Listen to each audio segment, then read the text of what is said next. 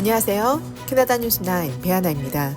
직접 취재하는 캐나다 유일한 방송 뉴스 하나TV 구독과 좋아요 통해 주간 주요 소식 늘 받아보시기 바랍니다.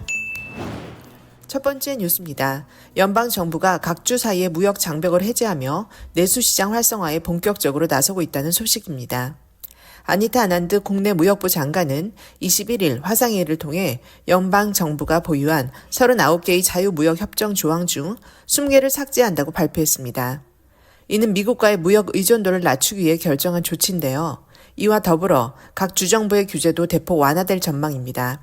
특히 트럭 운송업체들이 직면한 각 주별로 상이한 규정들을 단일화하는 방안이 추진되고 있는데요.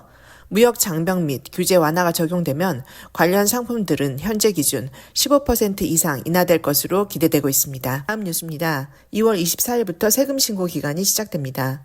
20일 BC 재정부는 BC주에서만 매년 수천 명이 세금 신고를 하지 않는다고 발표하며 기한 내 세금 신고를 통해 환급 및 절세 혜택을 놓치지 말 것을 당부했습니다.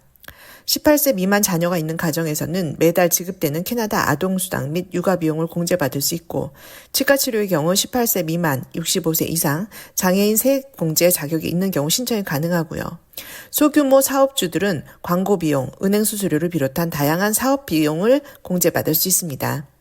한편 고용지원, 정착서비스 등을 지원하는 비영리 단체 KCWN에서는 2025년 소득신고를 돕기 위한 무료 대면 텍스 클리닉을 3월 1일부터 4월 26일까지 매주 토요일 총 8회 진행합니다. 간단한 소득세 신고가 필요한 경우 누구나 신청 가능하며 지금 보시는 QR코드를 스캔해 신청하실 수 있습니다. 자세한 정보는 고정 댓글에서 확인하실 수 있습니다. 다음 뉴스입니다. 온타리오주 대학들에서 1,000개 이상의 학과가 폐지되고 있다는 안타까운 소식입니다. 최근 연방정부의 유학생 입학 제한과 교육지원금 축소로 인한 결과가 바로 반영된 것으로 보이는데요. 종합대학인 요크대학교에서 학과 폐지가 결정되면서 온주 전역의 대학에서 항의 집회가 열리고 있으며 로열 리스트 컬리지에서는 전체 교육과정의 30%에 달하는 24개 학과를 폐지하기로 결정되는 등 교육계에서는 온주에서만 향후 1,000개 이상의 대학 학과가 사라질 것으로 예측하고 있습니다. 감사원 보고에 따르면 온주 24개 공립컬리지의 등록금 수입 중 68%가 유학생으로부터 마련되던 상황에서 2025년 유학생 지원자 수가 23% 감소하고 정부 지원금은 확보되지 않아 현재 총체적인 재정위기 상황을 맞는 것으로 분석되고 있습니다. 다음 뉴스입니다. BC주에 발생한 지진 소식인데요. 남정민 기자 전해주시죠. 네, 지난 21일 BC주 선샤인 코스트 인근에서 규모 4.7의 지진이 발생하여 코키틀럼, 버너비, 랭리 등 밴쿠버 전역에서 갑작스런 진동으로 건물과 전등, 창문에 강한 흔들림이 감지되었습니다. 이번 지진은 지난해 10월 규모 3.8의 지진 이후 최대 규모였는데요.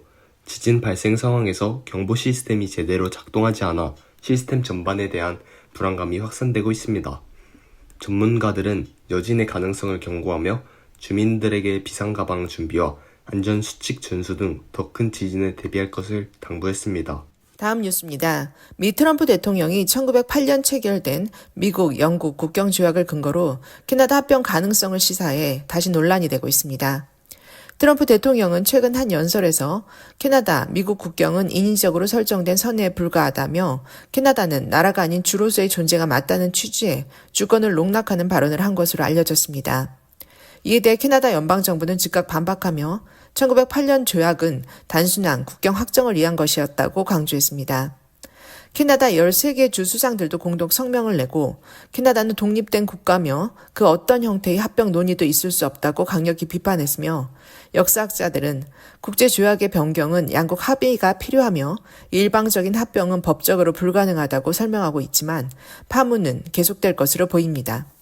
다음 뉴스입니다. 지난주 빙판이 캐나다의 통쾌한 우승 소식이 연이은 미국의 압박에 긴장돼 있던 캐나다 국민들을 환호하게 했는데요. 정윤아 기자, 당시 상황 정리해 주시죠. 네, 미국의 관세 압박으로 캐나다와 미국의 긴장감이 고조되는 가운데 열린 북미 아이스하키 리그 NHL에서 캐나다가 극적으로 우승을 차지했습니다. 20일 미 보스턴에서 열린 미국과 캐나다의 국가대항전 결승전 이전 미 트럼프 대통령은 미 국가대표팀에게 직접 전화까지 하면서 격려를 했다고 합니다. 이미 예선전에서 격렬한 주먹다짐이 있었던 양국 선수들과 양국 관객들은 국가를 부를 때도 한 채의 양보 없이 긴장하며 격렬한 응원전을 펼쳤는데요. 2대2 승부 끝 연장전에서 캐나다의 맥데이비드 선수가 세 번째 골을 터뜨리며 캐나다가 결승을 차지하며 캐나다 국민들에게 큰 기쁨을 안겼습니다. 다음 뉴스입니다. 밴쿠버 예일타운의 주택가 콘도 앞에서 무자비한 칼부림을 당한 한 한인의 소식 지난 뉴스에서 전해드렸는데요.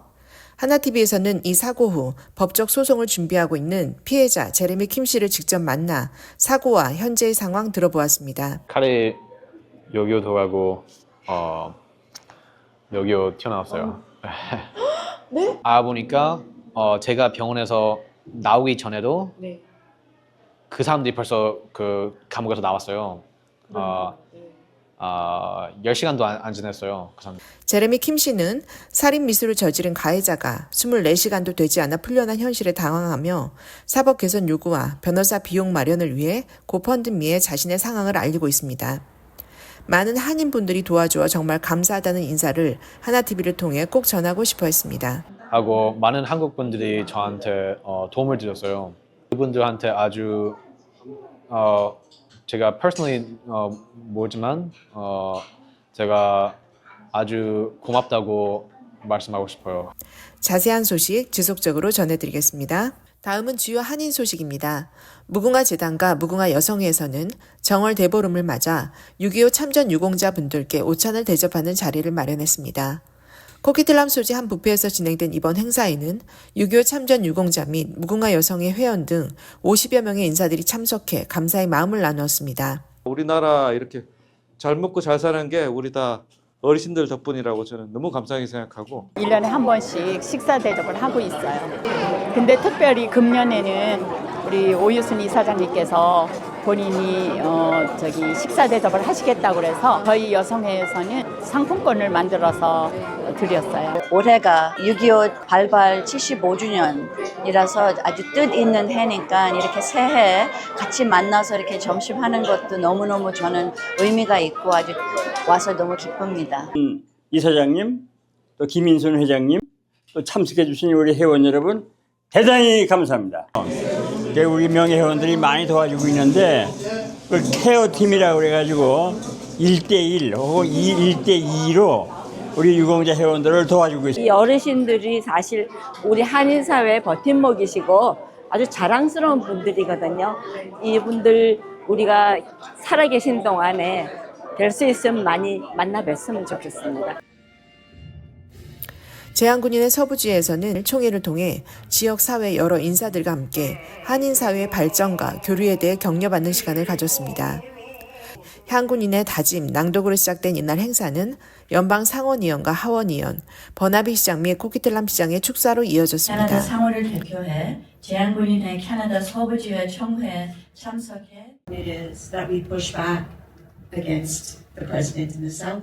Canadians, we may not have an army of the same size that America has. 한국이랑 캐나다랑 나라의 관계를 더 연결을 해가지고 두 나라의 경제를 더 키우는. 제한군인의 장민우 회장의 감사패 수여와 결의 및 낭독 및 오찬 자리로 이어졌습니다. Such an important commemoration of the turning point in the Korean War. Where Canadians and Koreans stood shoulder to shoulder to fight for freedom, to fight for democracy, the Battle of Yapyeong, and this stone has. 한국전 발발 75주년이거든요. 그래서 6월 25일에 있는 한국전 기념식, 그다음에 4월 25일에 있는 가평전도 기념식. 참전 유공자 어르신들이 연세가 많으시잖아요. 그러니까 그분들이 나머지 여생을 편안하게 사실 수 있도록 그리고 좀 대우받을 수 있도록. 그게 저의 가장 큰 목적이었습니다. 이상 직접 취재한 하나TV 뉴스 마치겠습니다. 구독과 좋아요 통해 늘 다양한 소식 받아보시기 바랍니다. 감사합니다.